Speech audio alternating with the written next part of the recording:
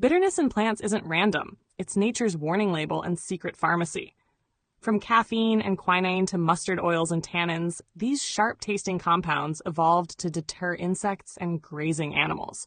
Yet in small doses, they aid human digestion, protect cells, and even help prevent disease.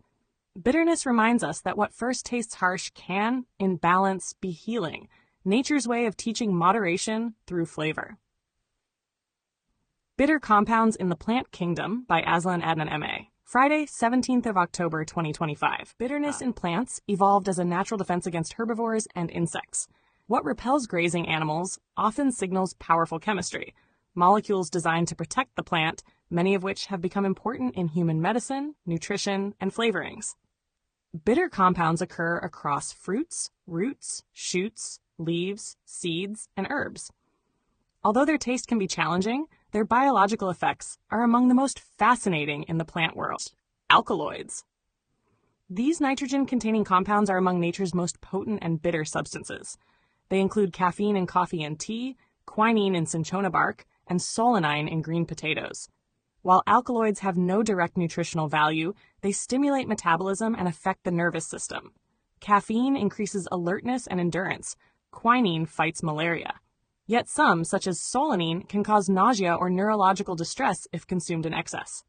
Glucosinolates.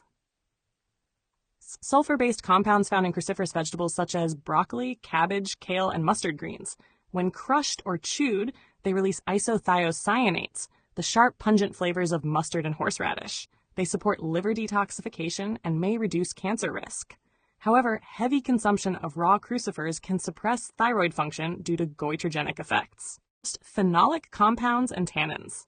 Polyphenols give foods their bitterness, astringency, and color. Found in tea, wine, cocoa, and unripe fruits, they are powerful antioxidants. They help protect cells from oxidative stress and reduce inflammation, but large amounts of tannins can limit iron absorption. Balance is key. Enough to protect, not so much to hinder. Terpenoids and sesquiterpene lactones.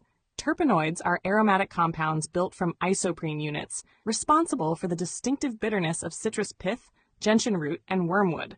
They stimulate digestion and bile flow and can have antimicrobial and anti-inflammatory effects. Wormwood's thujone, however, is neurotoxic in high doses and should be used with care. Named for their soap-like froth in water, saponins are found in quinoa, legumes, ginseng, and fenugreek. They have a harsh bitterness and can irritate the gut when ingested raw, when they are mildly toxic, a reminder that preparation matters as much as plant choice. Properly cooked, however, they lower cholesterol by binding bile acids and may support immune function. Coumarins. Mildly bitter aromatic compounds present in tonka beans, cinnamon, and some citrus peels. While not nutrients, coumarins possess anti-inflammatory and antimicrobial properties. Synthetic coumarins form the basis of anticoagulant drugs like warfarin. Excess natural coumarin intake can harm the liver. Lignans, bitter polyphenolic compounds found in flaxseed, sesame, and whole grains. They act as phytoestrogens, offering gentle hormonal modulation. Lignans are associated with reduced cardiovascular risk and potential protection against hormone-related cancers. Within a varied diet, they are entirely safe. Anthraquinones. Strongly bitter pigments found in aloe, senna, and rhubarb root. They lack nutritional value but act as natural laxatives. Used responsibly, they relieve constipation. Overused, they cause electrolyte imbalances and liver irritation. Conclusion. Bitterness in the plant kingdom is a signal, often a warning, sometimes an invitation. The same chemistry that wards off insects can, in small and mindful doses, strengthen human health. Nature never wastes an idea. What began as defense has become medicine, flavor, and balance on the human tongue. On the 17th of October, it would have been 7 years since I first saw this video entitled The Insulin Resistance Diet by Cyrus Kambata. It's a lecture by Cyrus Kambata, PhD, who has a PhD in nutritional biochemistry from Berkeley, and previously had a degree in mechanical engineering from Stanford. And because this video made a lot of sense to me, the very next day, the 18th of October, 2018, I started on a whole food, plant-based diet. In that video, which actually is, I think is incorrectly named, it should be called the insulin resistance reversal diet rather than the insulin resistance diet. It's a diet that doesn't cause insulin resistance, but reverses it. So that was a error, I think, that needs to be corrected. I've also since discovered that Cyrus has oversimplified the analogy. He makes us think of the cell as a house, the insulin receptor site as a keyhole, and insulin as a key that unlocks the keyhole to open the glucose gateway into the cell. The error he makes, or is slightly misleading, is that he presents intramyocellular lipids, which is a form of ectopic fat, as an antagonist that jams up the keyhole, preventing insulin to bind with the receptor site, meaning the key to unlock the keyhole. Well, the truth is a little bit more complex, nuanced, and complicated.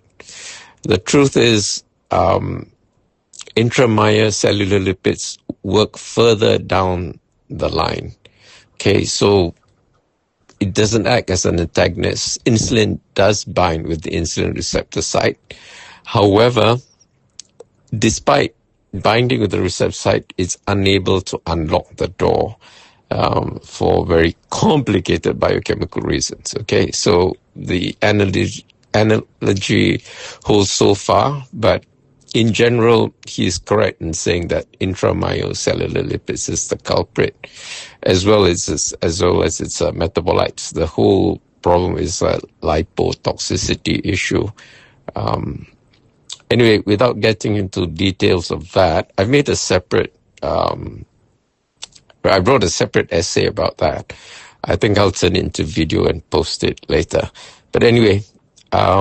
It's been 7 years that I've been on this whole food plant-based diet, and I don't just eat plants. I also eat species from other kingdoms, particularly algae, which seaweed belong to. Seaweeds are not plants; they belong to the algae family, and other stuff, like spirulina and chlorella, which are hybrids. They're half cyanobacteria and half fungi or something like that.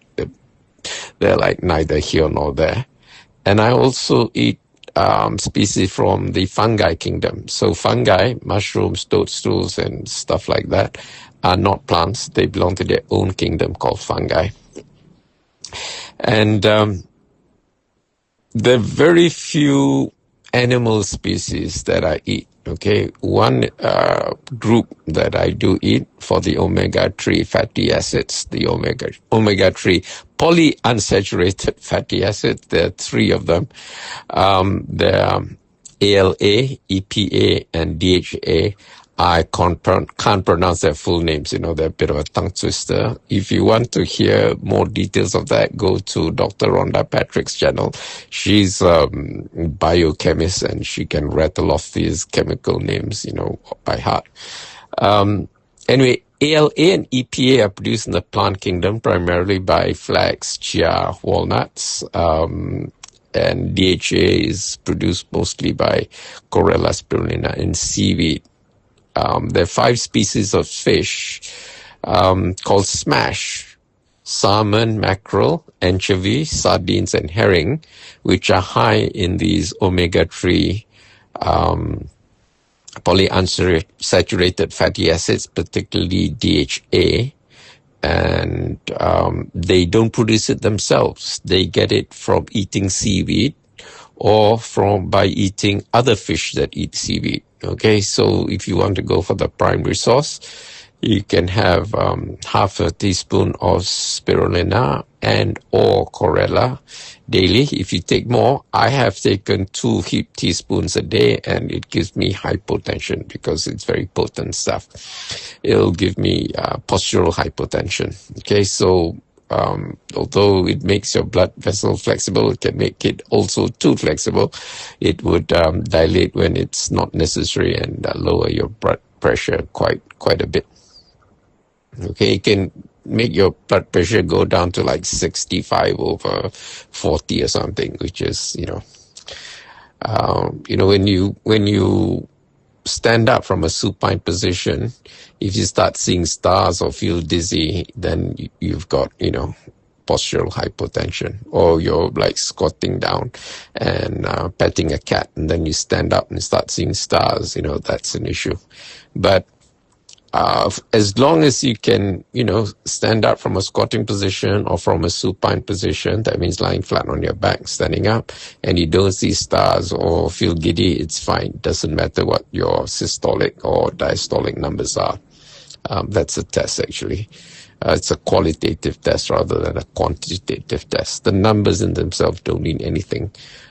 It's the qualitative aspects that determine whether you have postural hypotension or not, and whether it's a clinical issue or not. Because if you do have postural hypotension, you're prone to falls and things like that. Anyway, to celebrate my 7 years of going on a whole food plant-based diet. Oh, whole foods means unprocessed foods, okay? Foods which are minimally processed, basically as close to nature as you can find it. Whole foods are defined as foods where nothing good has been removed and nothing bad has been added. Okay, so most commercial food that you find in the supermarket, if it comes in a tin or in a box, it is processed. It's probably dehydrated, had most of its water removed.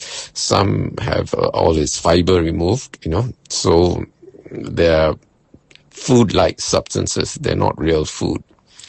Okay, so if you want real food, go to your local pasar tani, your local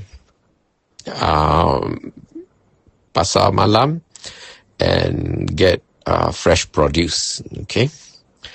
And you'll find they're surprisingly cheap there and very fresh, because most of these traders do not have refrigeration facilities. So they try to sell everything that they buy from the pasar borong in the morning at their stall. If it's a pasar malam, they try to sell it, and not carry things overnight. So if they run out, they run out. And when they're about to run out, they still have something, they'll sell it very cheap so that they don't have to keep it overnight. Because if they do keep it in their lorry overnight, the next day it will be not so fresh and nobody would buy it. So they tend to clear their stock before they finish for the day. So you can rest assured you get very fresh food at Pasar Malam and Pasar Tani. So I also don't take sofas. Sofas are sugar, oil, flours, and alcohol. Sugars, because it's a highly processed product. To make sugar, you have to boil sugarcane juice. So the act of boiling itself destroys vitamins and antioxidants. You're just left with sucrose, which is disaccharide. I think it's a molecule of glucose stuck to a molecule of fructose or something like that. Anyway, white table sugar is poison. Don't you believe anyone who says otherwise. If you eat fruit, sugarcane juice, it's a totally different thing as far as your body is concerned from a metabolic point of view. But if you take diluted white sugar crystals, your body will treat it as if it were poison. It will actually poison your body in the long term, not overnight, but in the long term. Same with salt. So I don't take salt anymore, not for a long time. I do eat salty things, but not that white powder. All these white powders are poison. Same with monosodium glutamate. You do have MSG in broccoli, in seaweed, and a whole bunch of other things, but that's in its natural form and it's very dilute and it's safe for our body to consume. Our body has been designed to handle it in those proportions, okay? But if you just extract it out and turn it into a white concentrated powder, it's poison. Same with coca leaves and cocaine. When I climb Machu Picchu, they gave me coca leaves to chew on, and I chewed. It's to prevent altitude sickness, and it's perfectly fine. Didn't make me go high or have hallucinations or go psychotic or anything like that. And then when I asked what these leaves are, they said they're coca. And then I was surprised. I was shocked. Coca, this is the stuff that you make cocaine from? And then, they started laughing at me. And I said, why are you laughing? They said, well, it takes 400 kilos of coca leaves to make 1 kilo of cocaine. And if you go to any supermarket in Peru and most of Latin America, you could find in the supermarket section where they sell coffee and tea, coca leaves in boxes. They sell it very freely, openly, and it's perfectly legal. Okay, it's only when you concentrate it and make it into cocaine that it becomes problematic. And I think the same applies with katom and ganja, marijuana. Anyway, the Swiss physician Paracelsus said long time ago, everything is poison. It's only a matter of dose. And he introduced the concept of a therapeutic window. So the idea is everything is poison, even if it's water, the most essential nutrient, there's this story about the number 3 minutes without oxygen, you're dead. 3 days without water, you're dead. 3 weeks without food, you're dead. So water is very essential. 3 days without it, you're dead. But if you try and drink 11 liters of water at one go, you'd be dead too. Your blood in your body is about 11 liters. So if you drink 11 liters of water at one go, that's about 3.5 gallons. You'd dilute your water by half. Your electrolyte percentage would go very low. You'd get convulsions, muscle spasm, headaches, vomiting, diarrhea, and a whole bunch of other things, and it will be a very slow, painful death for you. So everything, even the most essential nutrient, is poison if it's in excessive amounts. So the idea is to get its sweet spot.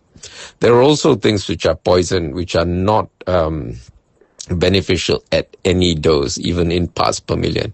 Things like aluminium, cyanide, copper is also a two-edged sword. We need it in very small amounts, but if you exceed that in a very small amount, you can get over-methylation and you can get bipolar disorders and schizophrenia, stuff like that.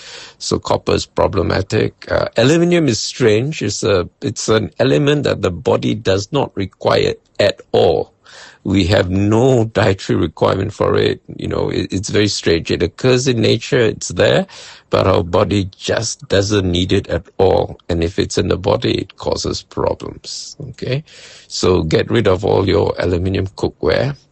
And for the same reason, you should get rid of your copper cookware, because if you have copper or brass is alloy of copper and tin. So if you do have brass, like this Blanger, tembaga, or copper pots and pans, which the French are very crazy about because it conducts heat very quickly, do get rid of it. You're far better off having cast iron cookware. Anyway, you do need copper, but it's very easy to overdose on copper, and it's very easy to overdose on aluminium because no dose is safe as far as aluminium is concerned. So just get rid of all your aluminium cookware. Most rice cookers have an aluminium steel bowl, and the ones which are Teflon covered are the worst because these Teflons will come off, scrape off, and they are microplastic. Teflon is a plastic of sorts, and it's indestructible. It doesn't biodegrade, so it will become microplastic that will get stuck in your body at the cellular level and prevent lots of physiological processes from happening. And what's worse is Malaysia is the world's dumping ground for plastic. And as people, Malaysians have in their body the most microplastic in the whole world. It's sad, but it's true. And it's about time we wake up to that fact and do something drastic about it. Okay, anyway, Saturday, 18th of October, 2025, I'm going to celebrate 7 years of eating a whole food plant-based diet. The celebration would be at the Malaysian Association for the Blind Canteen. It's in Brickfields in Jalan Tebing off Jalan Tun Sambantan 4. The easiest way to get there is by monorail. It's one stop away from KL Central. Just get out of the monorail, cross the road. There's a traffic light there. And you're at the MAB complex. Just tell the guardhouse you need to go to my function in the canteen and they'll show you the way. The pedestrian crossing, the zebra crossing between the monorail station and the MAB is very hazardous. There are a lot of motorcycles that will churi ayam and cross, despite the fact that the zebra crossing would be beeping and it'll be green for pedestrians, blind pedestrians to cross. These people like to churi ayam. I've smashed a lot of them with my white cane and swore, expletives, choice expletives in half a dozen languages, particularly in Tamil, as well as in Chinese, Malay, English, whatever, because they just don't respect the law. And people who don't respect the law deserve no compassion from me. Okay, I hold them in utter contempt and derision. And there are cars who do that as well. Okay, I've bent quite a number of my white canes when cars zoom past me. Quite annoying. They even do it at the pedestrian crossing at UMMC. There's one particular incident where my cane got quite badly mangled by a car that just zoomed past, even though it was supposed to be red for cars and it was green for pedestrians to cross. So I have no sympathy for these people. I mean, I wish if I were autocratic dictator, I'd put them against a firing squad and be shot because they don't deserve any progeny, I mean, we don't want children of stupid people to be born because they're most likely to be equally stupid or disrespectful for the law. Because I think respect for the law is inherited from parental behavior. Children imitate what their parents do. If the parents have a apathetic tidak apa attitude, then the children also will have an apathetic, selfish tidak apa attitude. They'll have a me first attitude, which is bad because we live in a society, and in society we have to have teamwork, and teamwork is everything. About teamwork is about subordination of self. It's for the good of the group of society, not for your individual advantage. Okay, so it's for our collective advantage. I made a video about Deepavali. I'll post a link here. There are very few views because it's quite deep, and I think most of our audience, it's above their heads. They wouldn't understand. But the whole point of this channel is to post messages that deserve a wider audience. For those who understand, please, viralize it, spread the word so that more people can understand. For those who don't, please watch it again. Try to get something out of it. Some things you need to watch as much as 6 times, 7 times, before different layers of meaning get to you, and then you have a greater appreciation. Just like when I watched Cyrus Kambata's video the first time, the impression I got was that intramyocellular lipids was an antagonist to insulin, but it's not. It actually works in a slightly different way. But the net result's the same. Is all ectopic fats are poison in the long run, particularly visceral fat. And depending on where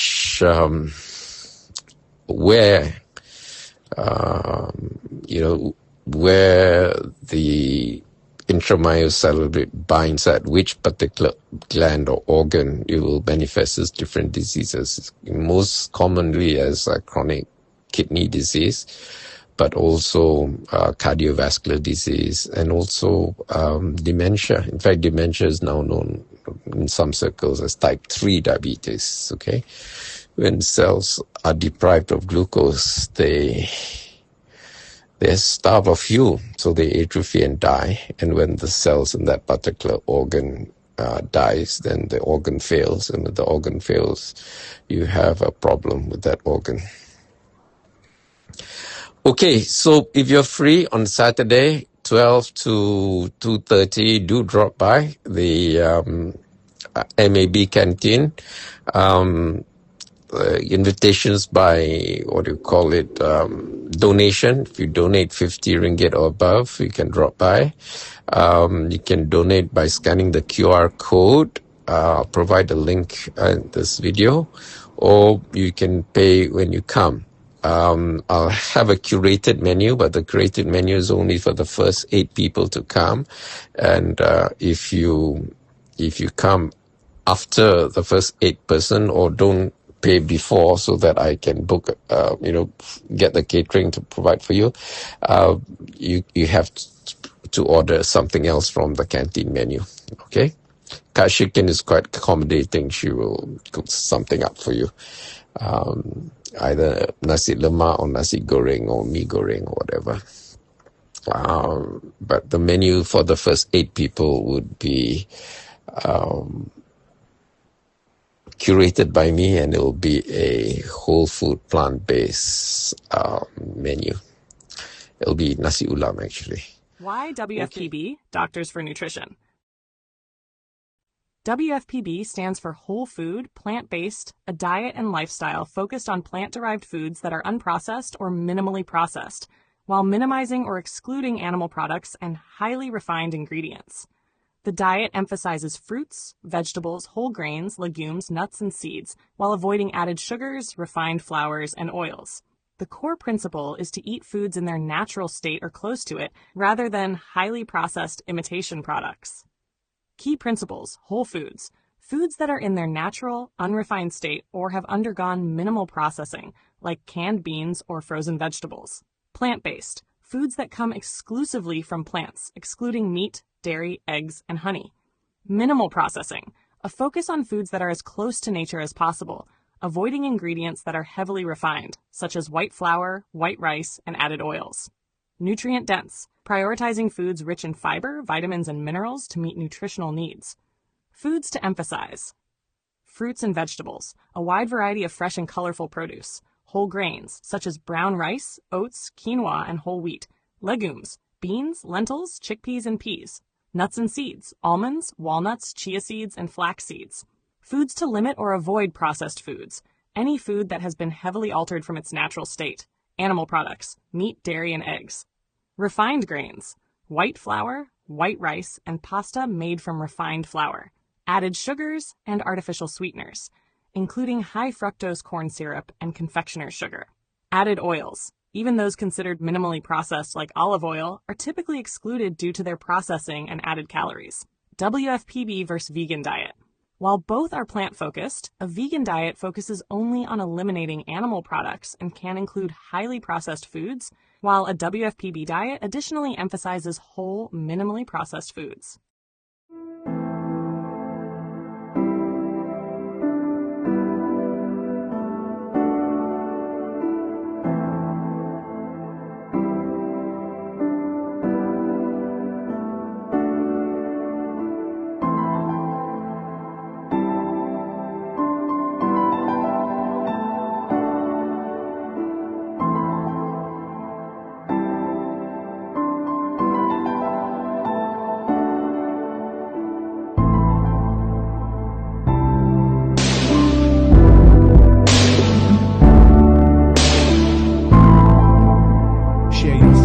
In the comments below.